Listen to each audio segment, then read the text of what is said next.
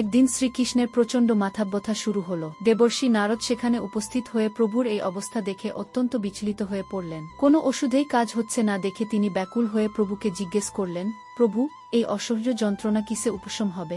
শ্রীকৃষ্ণ যন্ত্রণাকাতর হয়েও মৃদু হেসে উত্তর দিলেন, আমার কোনো প্রকৃত ভক্ত যদি তার পায়ের ধুলো আমার কপালে লাগিয়ে দেয়, একমাত্র তবেই এই ব্যথা সারবে। নারদ মুনি দ্রুত গিয়ে দ্বারকার রানীদের এবং বড় বড় ঋষিদের এই কথা জানালেন। কিন্তু এই কথা শুনে সবাই ভয়ে পিছিয়ে গেলেন। তারা ভাবলেন, ভগবানের কপালে আমাদের অপবিত্র পায়ের ধুলো দেওয়া তো মহাপাপ। এই কাজের জন্য আমাদের অনন্তকাল নরকে বাস করতে হবে কি? নিজের পাপের ভয়ে কেউ রাজি হলেন না। হতাশ হয়ে নারদ শেষে বৃন্দাবনে পৌঁছালেন এবং রাধারানী ও গোপীদের এই সমস্যার কথা জানালেন। কৃষ্ণ কষ্ট পাচ্ছেন শুনে রাধা এক মুহূর্ত চিন্তা না করে তৎক্ষণাৎ নিজের পায়ের ধুলো নারদের হাতে তুলে দিয়ে বললেন, নারদ, এই ধুলো এক্ষুনি নিয়ে যাও। আমি অনন্তকাল নরকে যেতে রাজি, কিন্তু আমার প্রভুর এক মুহূর্তের কষ্ট আমি সহ্য করতে পারব না।